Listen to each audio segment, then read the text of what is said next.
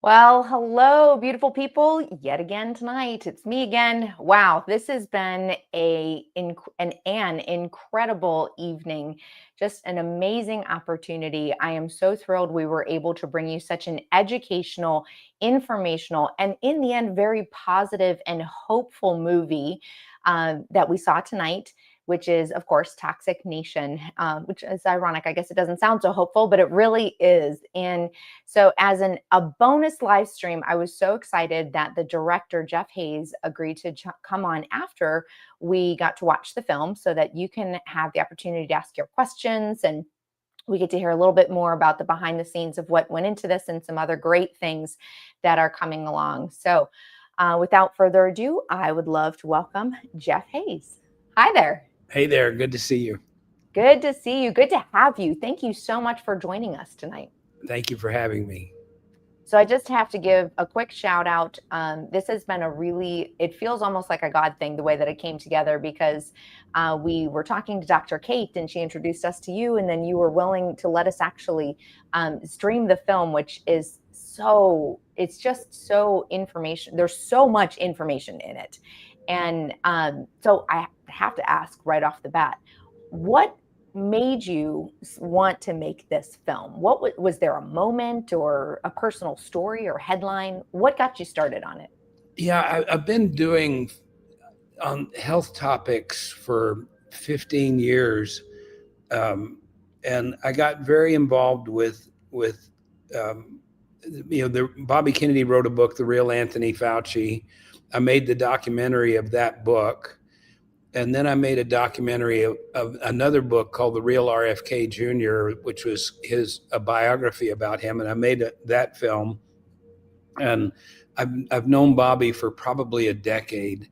So I got very involved in his campaign, even though, I'm a little L libertarian. So it was, kind of odd, but I knew the man and I knew what he stood for.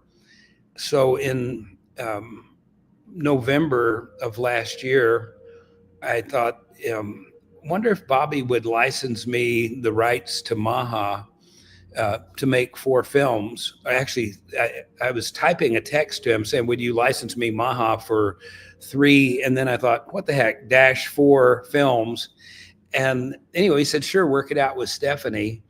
And it was kind of a minor thing, and I didn't realize that it was going to end up taking over my life. So I'm making 4 Make America Healthy Again movies. This first one on kind of the toxic environment, the second one on medicine, the third one on food and agriculture, and the fourth one on trauma and addiction, because we're never going to be healthy as a nation until we deal with our unresolved trauma and our addiction problem. So it ended up, like I said, I've done 140 interviews so far this year for these 4 films. And we have to educate people. It's not just setting policy in Washington. We need to educate people about what it really does take for us to become healthy as a country again. And I can't think of a more important mission for me right now than to do that. We have an ally as head of Health and Human Services. I have been censored and disappeared for a decade, and now suddenly I can actually run ads on Facebook again. We can speak and not be eliminated.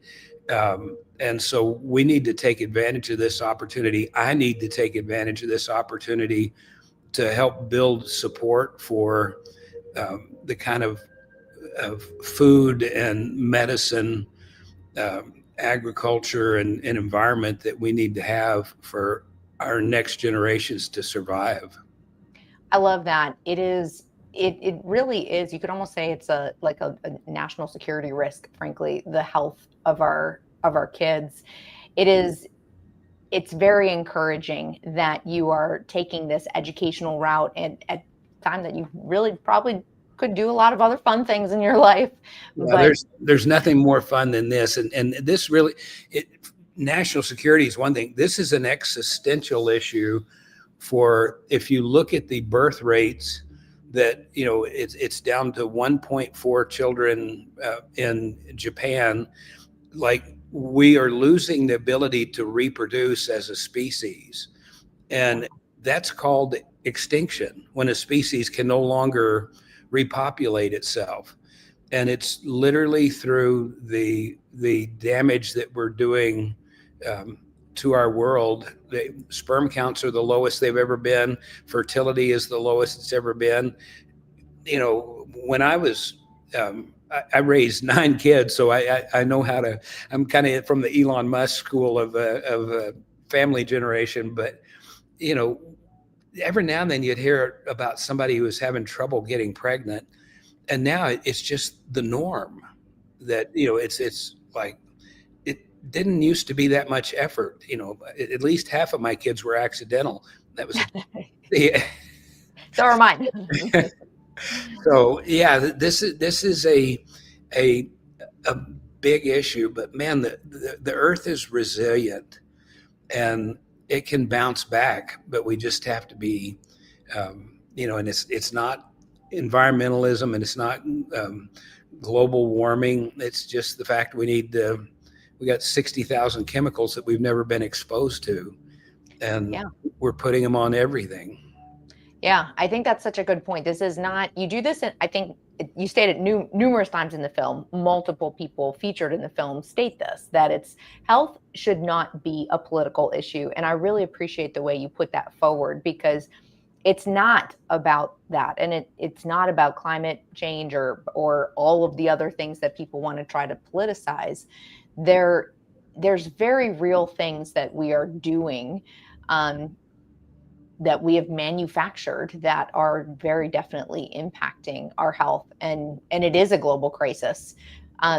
Okay, so speaking of some of the things that you highlight, that includes seed oils, glyphosate, microplastics, fluoride, EMFs, and a couple of other things. How did you end up deciding these were the biggest villains of modern health to tackle? Yeah, this is really so difficult. The microplastics is just shocking. And what I like about the microplastics issue is there's changes that we can make today and solve that. What Dan Pompa says in the film about seed oils, that you can everybody needs an oil change and you can have it on Monday. And like, literally, I've become a seed oil Nazi. I used to go, well, what the heck? But Dr. Kate convinced me. She believes it's the single biggest issue, and that it's driving obesity, it's driving inflammation.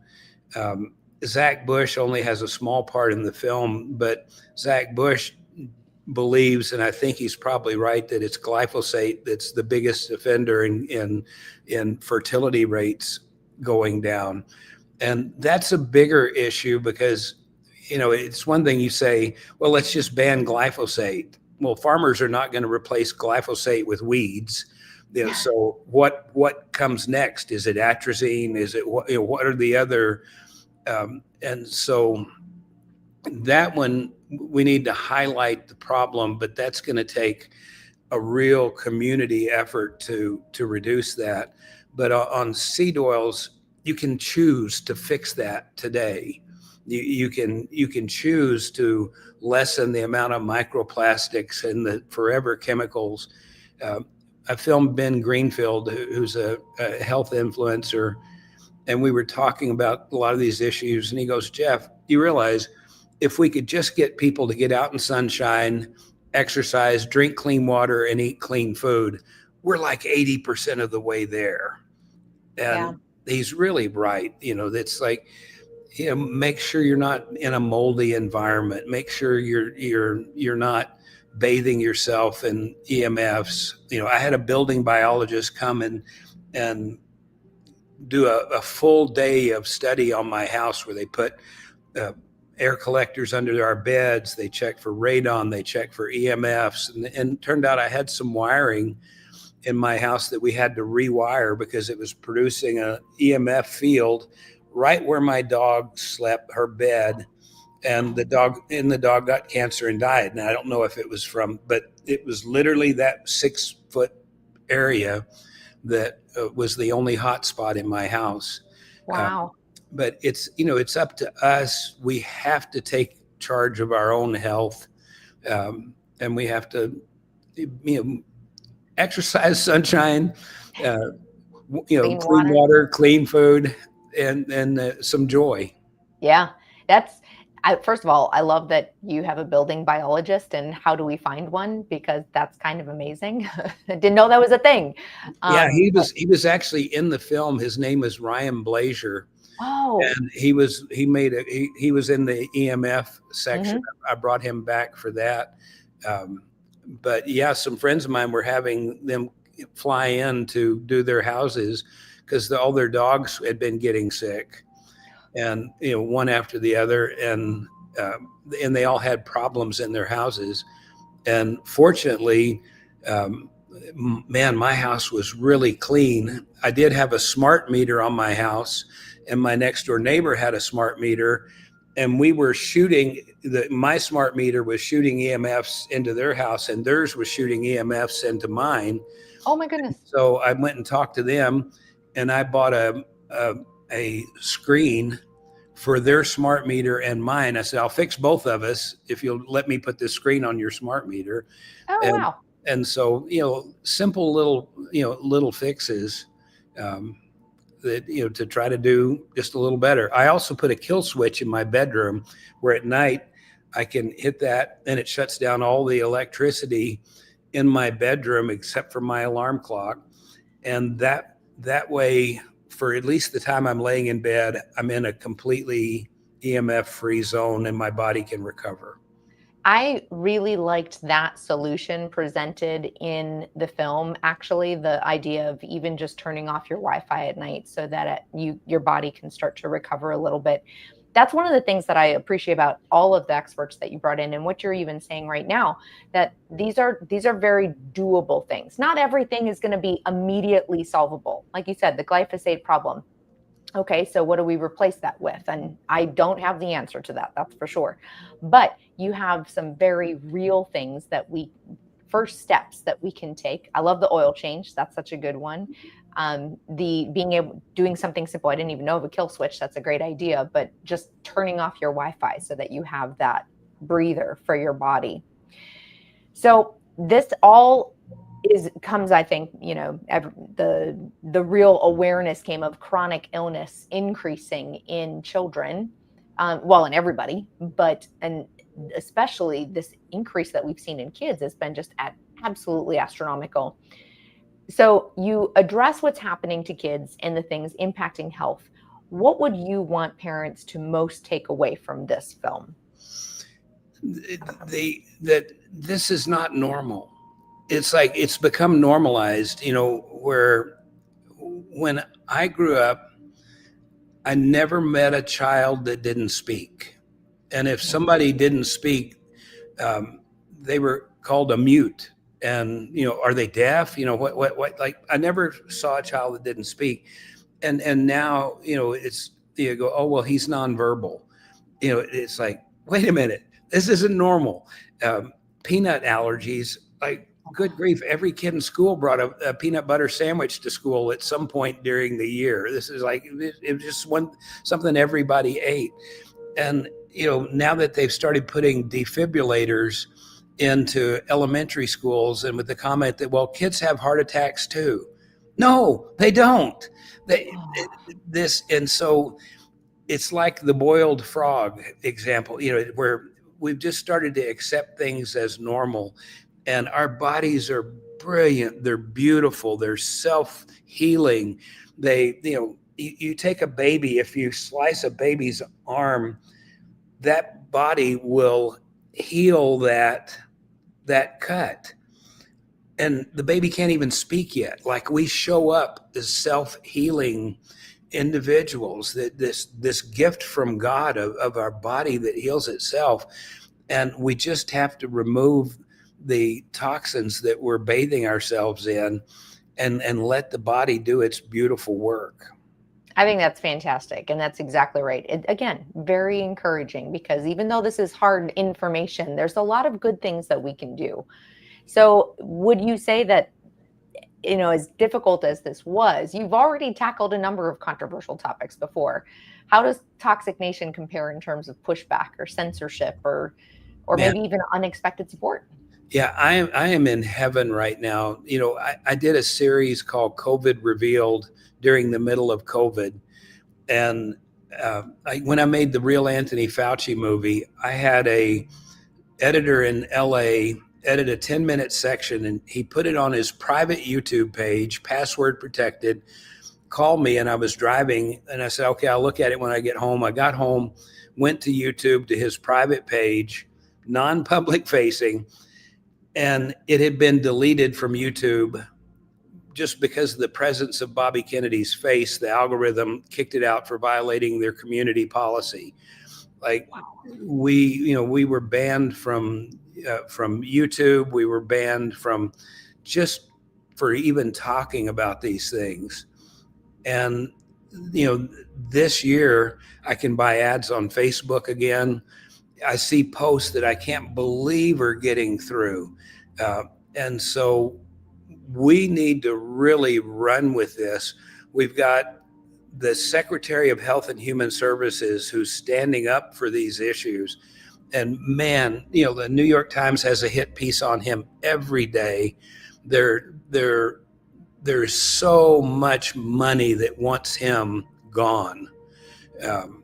And so this is the time we need to really press for change. And I'm telling you, it's the mothers in the country. I go to these autism conferences, and all the autism moms are there, and the husbands have all left. Most of them are divorced. And these women are fierce fighters for their sick children. And it's the mothers that are the ones that will stay in the fight long after the fathers have thrown in the towel. And that's the strength of our nation is fierce moms who are fighting for their kids and refuse to just go away quietly. Well, hopefully we can get some of those dads back. We, as Moms for Liberty, we do still welcome dads as well. We have a number of dads that are great chapter chairs as well, because we are, and I think you feel this way too, that I'm sad because society has really made it challenging for men, and we have needed our moms to stand up and be very strong in ways that sometimes I think, I don't know, maybe it wasn't the best, or it wasn't God's intent, but we're here, and hope we got hope for the future. So I want to go back to something else you were talking about a little bit, or tie something.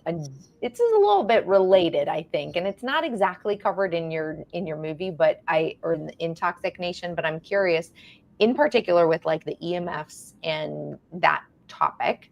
So do you think that these school issued devices and digital platforms, so it's not specifically the covered in your film, like I said, but would you say that that's also playing a role in shaping our kids' health habits? Oh, there's no question about it. Well, I have a friend named Johan Hari, Johan wrote a book called Stolen Focus. And it's these devices that are interfering with our lives. This is this movement to get cell phones at least out of the schools. But when I was raising my kids, we were guilty of setting the kids in front of the TV and using the TV as the babysitter. Now, as I travel around, I'm always amazed when I'm in Hawaii. It used to be people didn't take their kids to Hawaii. You put them with the grandparents and you go to Hawaii, and it's a romantic thing. And now everybody takes their kids to Hawaii, and I'll be sitting there, and they got two kids at the table. Mom and dad are eating, and the kids have on headphones, and an iPad in front of them, and they're playing, and then we're talking 3 years old, 4 years old. And I remember I wanted to get away from my kids too. So we didn't have those tools. We had television and cartoons, but I was just as guilty. But now it's really insidious, and getting kids to go outdoors and enjoy the sunshine. It's just a different environment. Um, sometimes it's good to be old, because I don't know what's coming. It's much rougher for your generation and the generations that are following.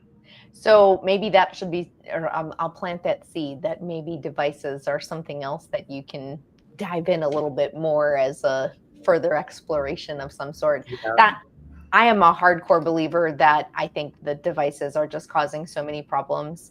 And there's just no escaping them. But I do encourage parents, just like you were saying, with little bits with food and, avoiding microplastics, clean water, clean food, to try to limit those devices, because it does definitely make a huge difference. So, okay, I was curious about that, because I never thought also, like, I think of the screens issue, just that dopamine addiction and all of those problems. But what your film really triggered in my mind was thinking also of the EMFs for our kids. So that just was like an extra, oh dear. Yeah, and the food and agriculture film that will be the third one, I'm more convinced than ever, after doing all of these interviews, that the biggest problem that we're facing is our food. And it's hard to rank things. Kate Shanahan and I got in a not an argument, a discussion, where Zen Honeycutt is like, look, it's glyphosate, that's the big thing. And Kate is like, it's seed oils, because we consume so many of them. The average American, 32% of the calories they take every day are seed oils. And so just the sheer abundance of them. And then so we're kind of arguing over what's the worst offender. And so now let's throw screen time in there. And it's like we can all argue, for these things. And Kate said, hey, this is a good discussion, because we should start ranking these things. We should have them in order. So, I was sitting with a former professional mountain biker who had got the first shot, had a little bit of a problem, got the second shot so he could continue to compete, and got myocarditis. His career is over. He had a YouTube channel with 1.5 million subscribers where he trained people on how to mountain bike. And he came on his YouTube channel and said, hey guys, be careful. I got myocarditis from the shot. So YouTube canceled his channel. Oh and my gosh. We were sitting with Dr. Phil's producers, getting ready to do a Dr. Phil show and a MAHA show that he was doing. And we're talking with his producers, and they had little namby-pamby things they wanted to do. And Kyle leading over to me, he goes, well, the truth is, how much red dye do you have to take to get myocarditis? And, so yes, I want the red dye number 4 gone, but it's not a bad idea to say, let's start ranking these and let's put them in sort of a priority of what do we have to tackle. And screen time, unfortunately, you don't want to be in a room arguing that with Zen Honeycutt and Kate Shanahan, but the argument should be had. It's definitely there. I think it's worth throwing into the ring, but it really is true.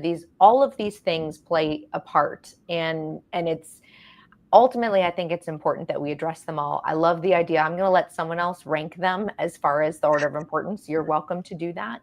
I was actually trying to pass that on to you, but we'll just keep trying to pass that down the line. Someone will get it. Yeah. Someone will rank it. But either way, you're addressing these really important things. I'm actually very excited to hear about looking forward to that food one, because that plays in a lot with what we've been talking about as far as school lunch. Will you be unpacking the school lunch program and all of that in that film?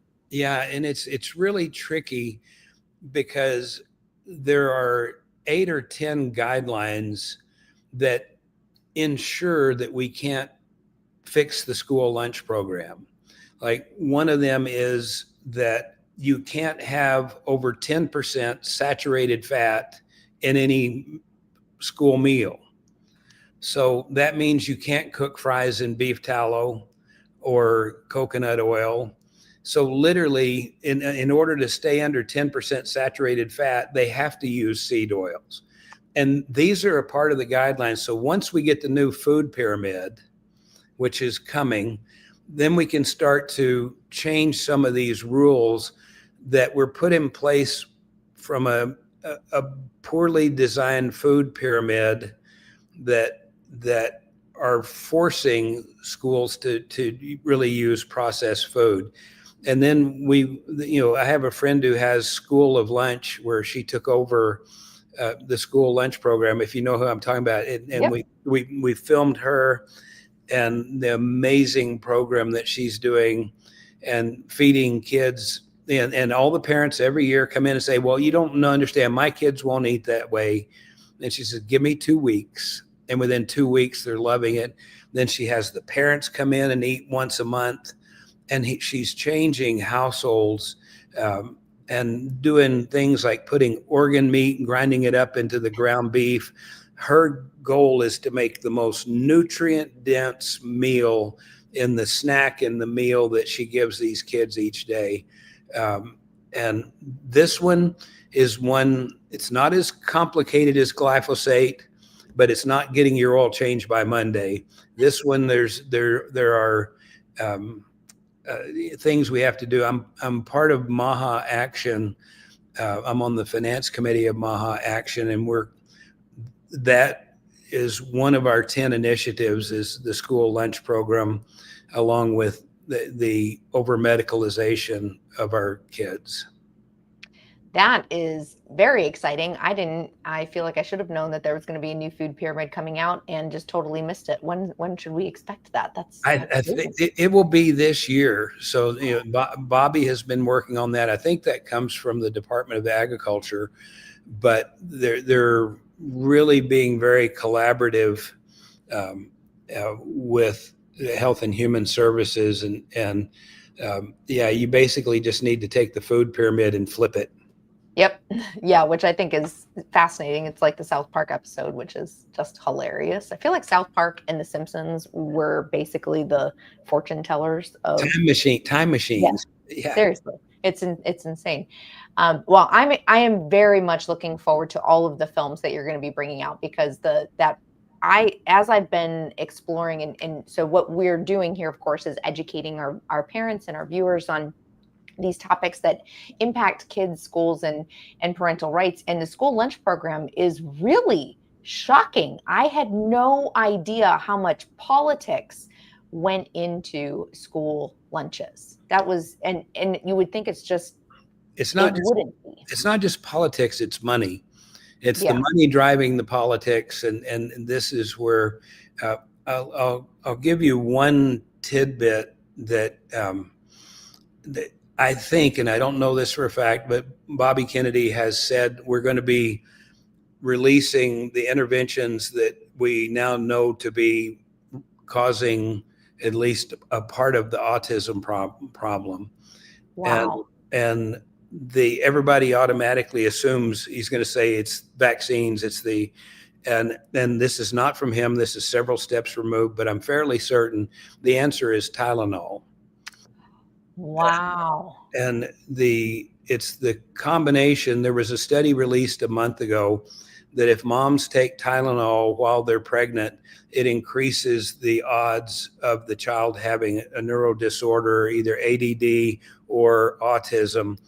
But where it's really insidious is when a parent takes a child for a vaccine and they naturally get a fever from the vaccine, and then they take Tylenol to reduce the fever. That's the 1-2 punch that I think we're going to find is the smoking gun.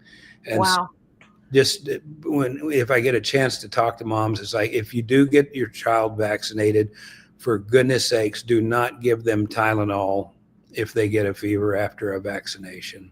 Yeah, that you're exactly right. That's exactly what young moms are, well, moms, all age moms are told, that you should give them Tylenol. Although I feel like, I will say, I remember when I was pregnant that I was told I could take ibuprofen and I should not take Tylenol. And I got to be honest, I was young. I really didn't pay a whole lot of attention to why. I trusted the doctors. They said, take, or wherever I read it from, I feel like it was my doctor that said, take ibuprofen instead. And yeah, a lot of doctors have been saying that for a long time. And fevers are good. Fevers are your body baking out, a virus or a bacteria. I interviewed a doctor in Germany or Austria, Ralph Kleef, who treats cancer with hypothermia,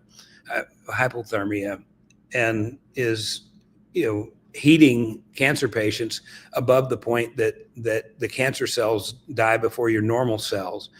And he's like, yeah, you should get a fever at least twice a year. We sit in saunas, it's like, with children, you have to watch them. You can't let it get too high, but your body is not stupid. It's raising that fever as a part of the healing process. So parents, especially first-time parents, you get the slightest fever and you think you need to intervene. And sometimes you just have to let that brilliant little body do its job and have a fever for a period of time.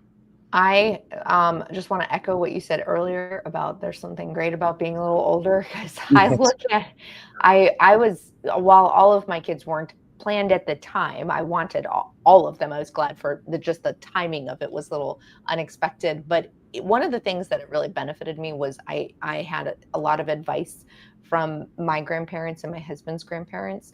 So from a previous generation that frankly had a lot more wisdom, I think, as opposed to feeling that, not trusting the wisdom that has been known forever. So anyway, just kind of an interesting thought. Speaking of having kids, though, I have to ask you, you cover so many weighty issues. So how do you balance being a filmmaker with being a citizen and a parent? Do you ever feel overwhelmed with these issues that you're covering?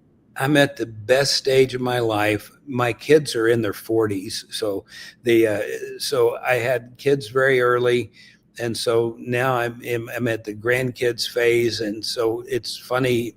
I have a large house, but once you get to reclaim your house, there's no more kids' rooms. I've got the biggest gym of any house I've ever seen. It's like this is the balance gets easier and easier as my children are successful and doing well on their own. So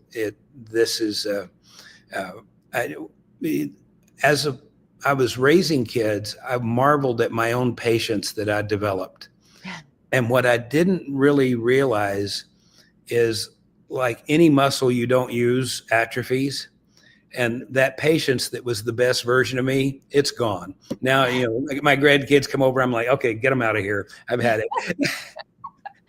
Well, but you highlight, all right. I love though that you highlighted there that while we go through cycles, right? So you're at the time where now it might have been a lot more overwhelming to try to expose these type of issues previously, because you had to focus your patience on raising your children. And so now you have the ability to do the work that, people who are raising little human beings don't necessarily have the time to do, because they're raising little human beings. And we need it. Yeah, I'm at the stage where this is the contribution that I could make. When I lost a child to cancer when he was 12. Oh, I'm sorry. And during that period of going through that process with him, we couldn't maintain friendships. We couldn't maintain, we were busy.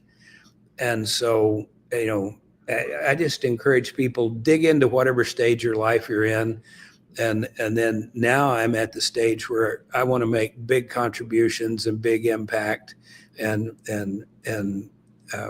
help as many people as I can, because I have the freedom to do that. Well, I think you are, especially with films like these, because it's approachable, it's interesting, it's covering a very needed topic, and I think it's great. So, all right, I have so appreciated all that you have done to help educate our parents and grandparents and everyone that's watching tonight. So I want to wrap up with asking, how do you hope schools, educators, parents, pediatricians, anybody out there watching this, how do you hope they will respond to these issues that you raise? The main thing, Bobby says the line, and I think it's in this film. It's so funny because I'm editing the other films. I'm mentally in a whole different space. So like I have to think back. Oh yeah, we covered glyphosate. But Bobby says the line. It's if we love our children more than we hate each other, then we can make. And so just being reminded of we disagree on tactics. I disagree with Bobby on a ton of things, but I know and love and trust the man. And so if we just look for the good in one another, and so we all want our kids to be healthy, we all want a clean environment, and let's find the areas that we can agree with one another and then support in that. Maybe we can build on that. I love that. That is one of the goals with Moms for Liberty, is to help unify and build relationships. And I think that is so incredibly important. Well, please tell everyone where they can find you, where they can find out more about these incredible films. And then can you mention that website at the end of the film? There was a website that people could get involved. Yeah, that's mahaaction.com. And that is the nonprofit that Bobby licensed MAHA to 3 groups, to MAHA Action, the nonprofit, to the government of the U.S. for MAHA Commission, and to me for MAHA Films. So MAHA Action is the nonprofit, and they can be involved there. The films will be appearing at mahafilms.com, and people can go to jeffhayesfilms.com and read propaganda about me. All right. Sounds good. Well, thank you so much, Jeff. We really appreciated having you today. Thank you, Missy. It's fun to be with you. Well, thank you everyone for joining us tonight. It has been an incredible event. I hope very educational, fun, somewhat, at least, because we're offering you hope with all of this information. Hey, you got to start knowing about it before you can actually do something about it.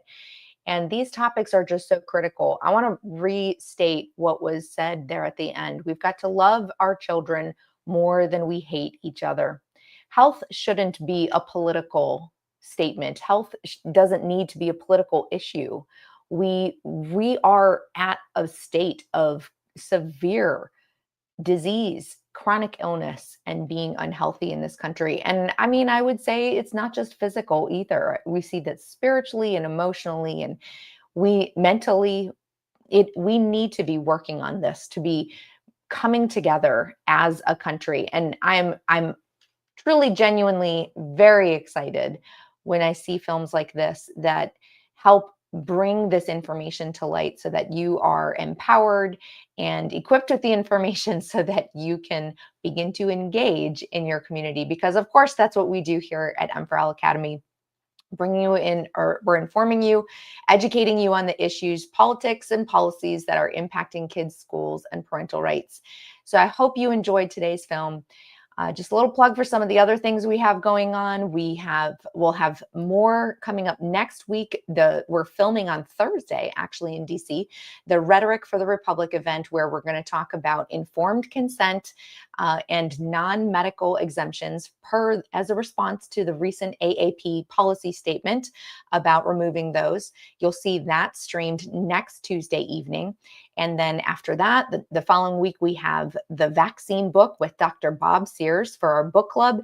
It's a really great book that just informs you about the different vaccinations that are on the schedule, not telling you what to do, just giving you the information so that you can make a better informed decision. And then, of course, we'll wrap everything up with the campus briefing live stream at the end of the month. So we have all sorts of great content that's coming to help educate you so that you feel more equipped to be able to take on these issues and get engaged. And if this is the issue that really lights your fire and you want to get engaged, well, I would encourage you to head over to momsforliberty.org. You can join there as a member of our national team for free. In the national membership. And I would say start by looking on the map to find your people. Look for your local chapter so that you can get involved and have that supportive community. And if there's not one in your area, well, consider maybe it's time to get one started. You are not doing it alone. We're here to help. So thank you very much for joining us at all of our incredible events that we had this evening. We look forward to seeing you next time. Have a great night.